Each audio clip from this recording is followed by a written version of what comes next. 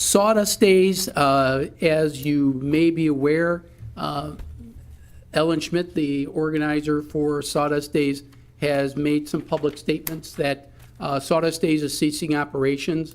I sent Ms. Schmidt a letter thanking her for their 47 years of contributions for Sawdust Days, but understand the practical realities. I've sent the letter also indicates that they have yet to pay any portion of their 2018 fees, which are approximately $35,300.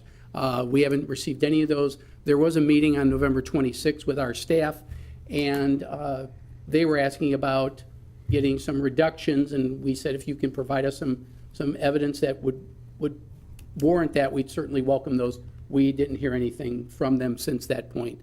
We were made aware that they were looking at going to the Village of Winneconne. Village of Winneconne took no action. No motion made it to the floor of council. Staff recommendation was not to approve it. There were some residents of Winneconne that expressed concerns from their experience with Sawdust Days. So that, I think that kind of did it for them.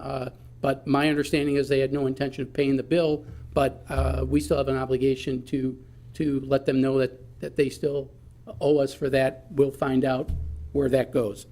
With respect to the event itself, there are different opinions. You've heard them all, and I don't need to belabor those. Certainly, as divisive an issue as it was, the opportunity to make Menominee Park, which is our flagship park in our system, available to the general public on the busiest weekend of the summer, busiest day of the summer, certainly gives us an opportunity. Mr. Maurer has been approached by several people in the community who have an interest in doing something pretty vague, but certainly expressing an interest of wanting to do something probably much more modest than Sawdust Days, but taking advantage of the fact that we will continue to have the fireworks show. We have a agreement with Festival Foods where they're going to continue to fund the festival show. I can tell you I signed the contract in the past week to get the fireworks show going. Mr. Maurer is actually looking for ways to get some additional donors, maybe to bump that up a little bit even.